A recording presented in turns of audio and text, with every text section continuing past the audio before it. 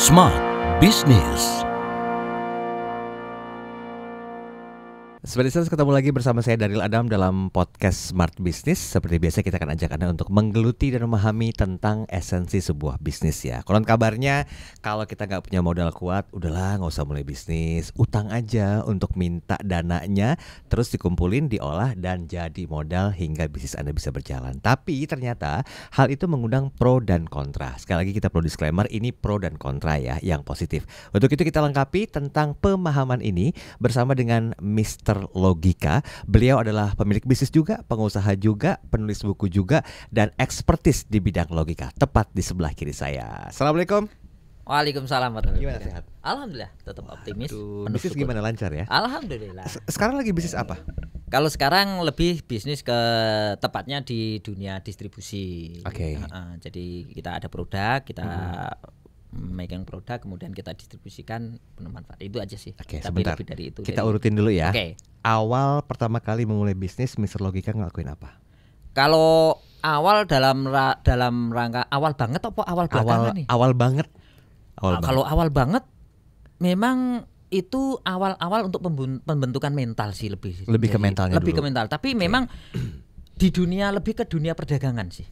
Lebih ke dunia perdagangan ya, pernah ya. Kalau dulu sih kita juga pernah jualan buku di dalam bis, turun ya sampai segitunya. Tapi itu menurut saya menjadi saat ini saya bersyukur banget. Gara-gara itu mental saya jadi kuat gitu. Padahal waktu ngejalani ya Allah nangis juga kira-kira begitu gitu. Itu yang jadi dunia perdagangan, tepatnya lebih ke dunia perdagangan. Oke, jadi sebetulnya idealnya untuk membentuk sebuah bisnis itu yang disiapkan mentalnya dulu. Menurut saya untuk itu, berbisnisnya dulu. Mental itu. Karena begini Mr. Logika, banyak orang yang kelabakan mempersiapkan modalnya dulu. Sehingga mereka harus berhutang. Aduh, nggak mungkin bisa bisnis nggak ada modal. Udah utang aja gampang. Nah, makanya gitu. Singkat dong tentang hal itu gimana? Kalau modal yang dimaksud modal itu uang, ya menurut saya nggak harus sih gitu. Karena mau sebesar modal apapun, betapa banyak kita lihat mereka yang bisnisnya miliaran gitu, tapi tetap runtuh-runtuh juga ada gitu. Menurut saya jadi modal yang bentuk uang ya, tentu itu bisa dicari, tapi tidak menjadi satu kewajiban di modal awal. Karena gini logikanya.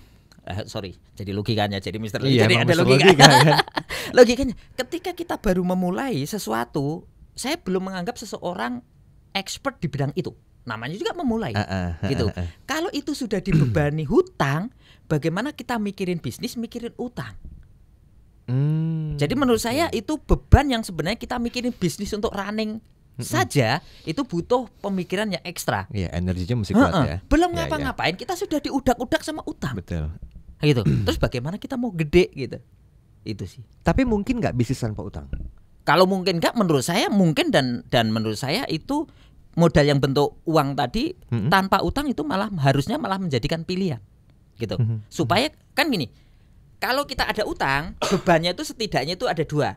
Beban membuat bisnis itu running on, satu, dua beban utang.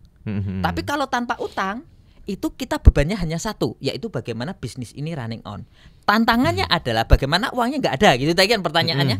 Nah, kalau kita satu bisnis itu ada yang ngajarin, dia akan tahu celahnya. Kalau modalnya kurang, mau tak arahkan kemana. Jadi poinnya, kalau kita punya mentor, kalau kita punya yang ngajarin, ya insya Allah bisnis itu tanpa utang pun bisa. Tinggal tanya aja, saya kemampuan saya begini, potensi saya di sini, potensi saya ini lagi, apa yang harus saya lakukan?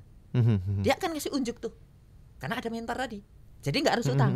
Karena apa? Dia tahu kalau utang itu udah belum ngapa-ngapain, belum ekspor, belum tentu kan namanya usaha, bisa berhasil, bisa enggak. Tapi utang wajib dikembalikan. Nah, beban inilah yang sebenarnya membuat kita menjalankan bisnis jadi nggak maksimal. Bentar, saya petik ya statementnya Mr. Logika ya.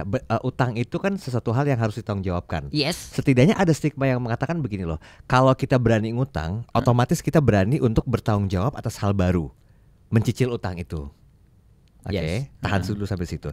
Di satu sisi, utang itu digunakan sebagai modal untuk jalankan bisnis. Bisnisnya berkembang, setidaknya tanggung jawab untuk menjalankan hutang ini, membayar hutang ini akan semakin lancar. Nah, gimana dengan stigma pemahaman itu? Boleh-boleh saja, tapi menurut saya, kalau saya pribadi jujur boleh saja, tapi saya tidak pernah pakai ini. Karena satu, logikanya orang bisnis, memang kita pengen bisnis saat ini jalan, saat ini berkembang, saat ini running on. Ya. Tapi ada bisnis yang berkembangnya itu baru muncul 1 tahun kemudian, 2 tahun kemudian. Sementara namanya pinjaman ini tadi, ya syukur alhamdulillah bisa 1 tahun atau 2 tahun kemudian. Tapi menurut saya, kalau saya pribadi jujur gini, bisnis ini kenapa kok saya memilih tanpa hutang gitu. Dan kebetulan itu yang saya jalanin. Ada faktor X lain yang jujur ini hanya kepercayaan pribadi ya, bahwa hutang itu menjadi membuat kita bergeraknya nggak maksimal. Contoh nih, kalau misalkan kita hutang tanpa peduli hutang itu dari mana misalkan, ya kalau saya sebagai orang Islam ini mempengaruhi keberkahan dari bisnis itu sendiri. Itu yang mungkin ini yang termasuk yang pro dan kontra tadi, gitu. Tapi kalau pemahaman saya, bisnis kalau kita mulai dari hutang maka bebannya ada 2. Apalagi kalau misalkan utangnya ini kita nggak peduli di riba atau enggak. Jujur mohon maaf ini saya sampaikan, tapi ini pemahaman saya. Kalau hutang ini masih ada ribanya, mohon maaf, bisnis kita jangan-jangan keberkahannya juga kurang. Kalau keberkahannya kurang, itu ya kadang-kadang kita mau dapat omset berapa aja, perasaan kita masih pusing untuk ini, pusing untuk ini. Itu bagian faktor yang secara logika saya pakai logika agama, bukan logika nalar, kan gitu. Jadi kalau nggak mungkin lah ini masuk logika, masuk saja. Contoh apa? Agama mengatakan nggak? Mengatakan kalau agama itu menjadi keyakinan, kita pakai logika agama. Nggak perlu kita tahu itu bekerjanya bagaimana. Ada yakinin maka itu kejadian. Berarti ada pola pemahaman yang selama ini Mr. Logika gunakan untuk paling tidak bisa melakukan efisiensi biaya agar bisnis itu tanpa hutang. Nah, gimana caranya? Yang jelas saya menghindari sesuatu yang berkebutuhan besar. Kalau memang kita modalnya terbatas, gini, kalau modal besar kita mungkin tenaga agak sedikit hemat. Itu logikanya. Kalau modalnya kecil, berarti kita siap dengan tenaga yang lebih. Gitu. Itu imbangannya. Jadi kalau kita memang tanpa hutang, berarti keterbatasan keuangan kita, berarti kita jangan takut capek, jangan takut mengerjakan itu sendiri, jangan takut istilahnya ya kita mondar-mandir sendiri. Nggak apa-apa kok itu dilakukan. Bahkan di dalam proses itu, ini menjadi pondasi berikutnya bahwa bisnis ini kita dari hulu sampai hilir tahu. Apakah kita akan kerjakan sendiri terus? Enggak. Sambil berkembangnya bisnis, tentu kita akan ada rekrut karyawan. Tapi karyawan di sisi manapun akhirnya kita tahu. Karena kita menjalani ini dari awal, dari zero banget. Gitu. Nah, kadang-kadang kalau kita bisnisnya besar, tiba-tiba kita jadi bos, di unsur teknis ini kadang-kadang kita nggak paham. Mohon maaf, kita boleh percaya pada orang, tapi namanya sebuah sistem harus dibentuk. Supaya mohon maaf bahasa kasarannya ya kita biar nggak ditipu lah sama karyawan, bahasanya gitu. Kan banyak orang yang oh iya karyawan saya gini, karena menurut saya kurang memahami teknis detailnya. Jadi intuisi nggak main tuh. Gitu. Sebagai pemilik bisnis dengan skenario yang disampaikan oleh Mr. Logika tadi barusan nih, lebih baik bagaimana? Apakah si pemilik bisnis harusnya in the business atau on the business sudah cukup? Menurut saya in the business itu jauh mengasah semua lini. Karena variabel sukses itu kan nggak hanya satu. Sukses itu ya modalnya ada, ya ilmunya ada, ya tenaganya, ya hati kita di situ, fokus kita di situ. Serahkan semuanya ke situ ya. Difokuskan di situ. Baik. Yang benar-benar inline di situ. Tadi di awal kita udah disclaimer ya, bukan berarti kita nggak setuju kalau bisnis itu dimulai dengan sebuah hutang permodalan, biarin aja, terserah aja. Tapi gini, boleh nggak biar untuk menetralisir perbincangan kita hari ini, di saat apa kita boleh berhutang sebagai bentuk permodalan ketika berbisnis? Kalau pertanyaannya kapan, menurut saya memang kita ada lagi dasarnya adalah hutang itu harus dikembalikan.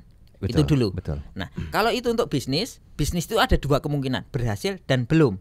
Berarti kalau misalkan bisnis sudah kita jalan, kita ingin ekspansi, misalkan berarti sebenarnya modal keilmuan sudah ada, mungkin itulah waktunya mungkin kita bisa mengambil hutang.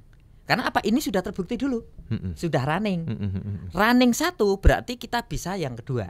Gitu. Walaupun jujur saya tetap tidak menyarankan untuk utang. Mending ini dikembangkan, duitnya banyak. Kalau sudah banyak baru buka cabang, misal kayak gitu. Gitu. Walaupun kalau yang saya lakukan. Tapi kalau pertanyaannya kapan kita bisa berhutang? Menurut saya secara keilmuan terbukti sudah bertumbuh. Secara finansial memang ada spare, atau secara aset kita anggaplah logika bisnis kita benar-benar runtuh, tapi kita ada aset untuk kembalian itu. Oke. Gitu. Karena walau bagaimana sampai mati pun kalau prinsip saya hutang harus dikembalikan. Enggak ada ceritanya kita hutang kemudian ngelonos gitu. Apa tuh? Blonos itu menghilangkan diri. Kita punya utang tapi kita iya. menghilangkan diri. Blonos. Logika saya nggak nyampe tentang bonus ya. Oke, baik. 1 menit sebelum kita akhiri perbincangan kita hari ini, apa tips dan pesan yang mau disampaikan bagi para pebisnis yang baru memulai tapi udah terlebih dahulu memulai modalnya dengan hutang? Oke, kalau untuk tips dalam memulai perlu nyali, perlu keberanian, tapi juga jangan begitu saja. Jadi carilah bisnis yang kira-kira satu modalnya terjangkau, profitnya lumayan, dan ada yang ngajarin, ada mentoringnya. Gitu. Bagi yang sudah mulai dan terlanjur itu dari hutang, pastikan kita tidak menghilang dari yang punya hutang. Betul. Satu, yang kedua, bahasa saya baik-baikin yang punya hutang. Agar jaga bisa hutang hubungan lagi. baik. Enggak juga sih. Minimal vibrasinya dia tidak ngedumel dengan kita. Kalau kita punya utang dengan dia, kemudian kita dihubungin nggak bisa, minimal dia ngedumel. Ngedumelnya 1 orang itu akan mengganggu rezeki kita. Ngedumel 2 orang, 3 orang tambah mengganggu kita. Dan sebisa-bisa cicil semampunya, seberapapun, gitu. Sehingga apa? Effort yang kita lakukan memang terlihat oleh si penghutang. Karena walau bagaimana hutang harus dikembalikan. Baik. Quote menarik hari ini sebagai closing statement dari program podcast bisnis kali ini, hutang itu wajib dibayar ya. Tapi kalau mungkin Anda yang memang sudah terlanjur melakukan aktivitas hutang untuk melakukan permodalan bisnis Anda, jalani dulu dan kembangkan bisnis Anda dan lunasi hutang Anda. Kita ketemu lagi di edisi berikutnya. Sampai jumpa. Smart Business. Lead you better.